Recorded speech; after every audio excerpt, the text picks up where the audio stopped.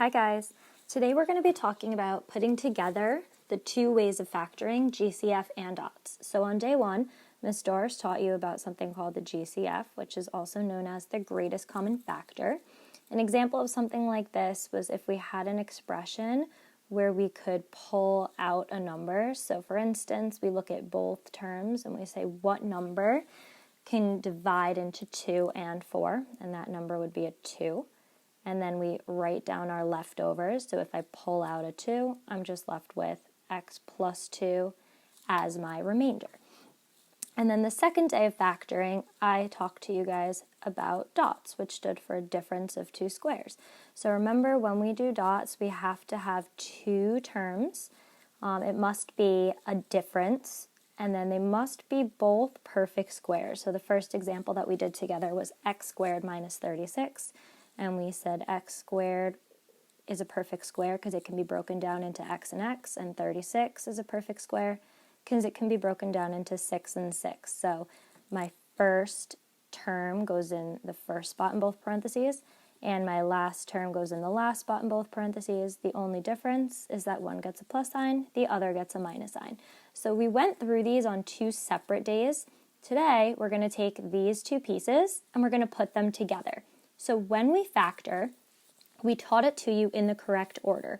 We always, no matter what, are going to do it in two separate steps. So step one, we always want to look for a GCF. And if there is a GCF, we want to pull that out at the very beginning. And then step two, after we pull out the GCF, if there is one, that's when we want to look for dots to see if there's something that we can factor using dots. So we're going to run through a couple of these together. What I suggest you do is maybe take out your notebook and just write these down as we go through them so that you can use them to help you today with your assignment. So our first example is 18x squared minus 50. Step number one, always, every time you factor, is to ask yourself, is there a GCF, a greatest common factor? And here there is, it's the number 2. So if I pulled out a 2 as my greatest common factor, what would be left over inside of the parentheses? Well, 18 divided by 2 is 9, and then I'm going to keep the x squared there because I didn't pull any x's out. There's a minus sign, so I'm going to make sure that minus sign is still there. And then 50 divided by 2 is 25. So that was my first step, pulled out the greatest common factor. Then I now know that there's a step number 2. Step 2, I want to see, can I do dots? And you may have already noticed that our leftovers actually looks like a dots problem. There's two terms, there's a minus sign for the difference, and they're both perfect squares, 9 and 25. So the most important thing to remember with these problems, the thing that most people forget, is our GCF of 2 is still part of our final answer. So I like to bring that guy down just so that I have him there at the very end. And then I can go ahead and break down with dots. So 9 is 3 times 3, and x squared is x times x, and 25 is 5 times 5. So when I do dots for these last two pieces, I would get a 3x plus 5 and a 3x minus 5. And my final answer has to include all pieces. So the GCF and my two factors from dots. So that whole thing is my answer here. So we did one step, pull out the GCF. Second step, look to see if there are dots. Let's try another example.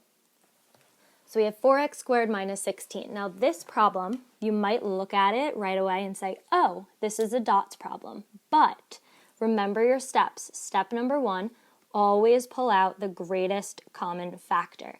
We can't skip that step. So there is a number that goes into 4x squared minus 16.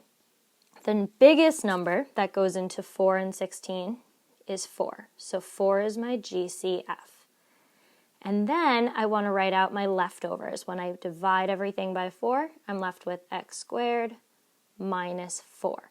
So if you didn't pull out the GCF first, you could still dots it, but then you would have to pull out the GCF at the end because it wouldn't be fully factored. So that's why we always do it.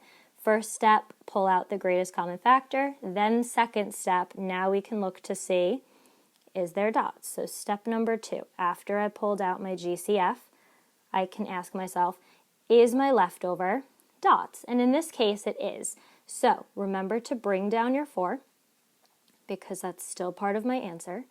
But then x squared minus 4 can just be split into x plus 2 and x minus 2. And that whole thing, including the number 4, is your final answer.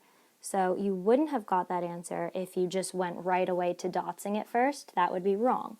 So that's why we always go in order. GCF first, dots came second. All right, let's try another one.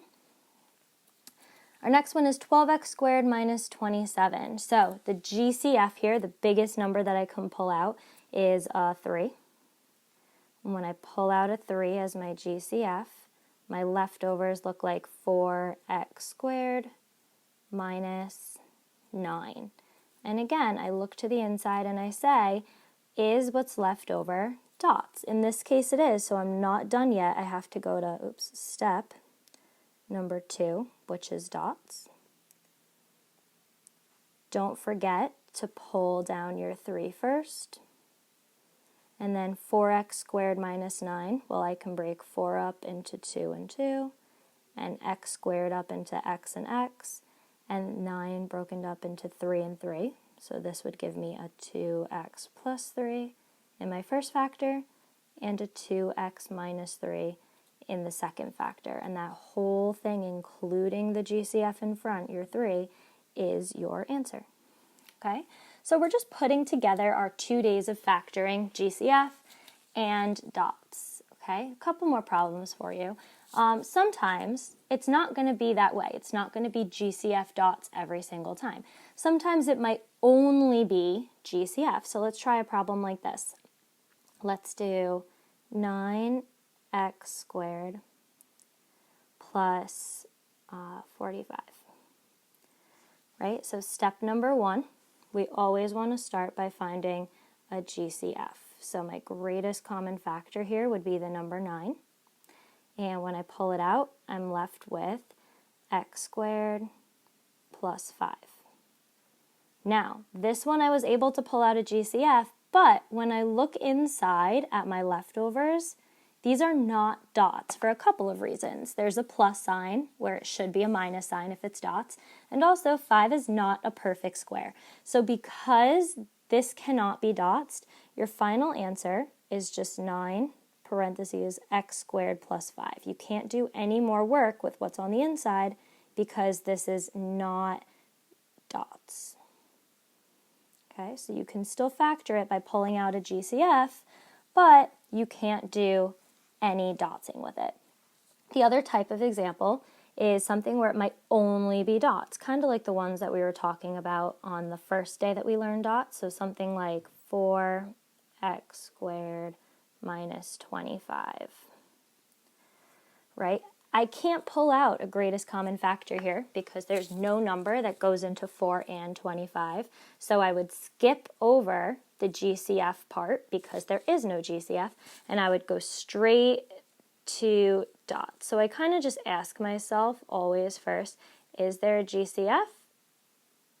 And this time we said, no GCF, so that's why we move on to dots. So I would dots this by doing 2x plus 5 and 2x minus 5. And this time there is no GCF in front, so this would be my final answer.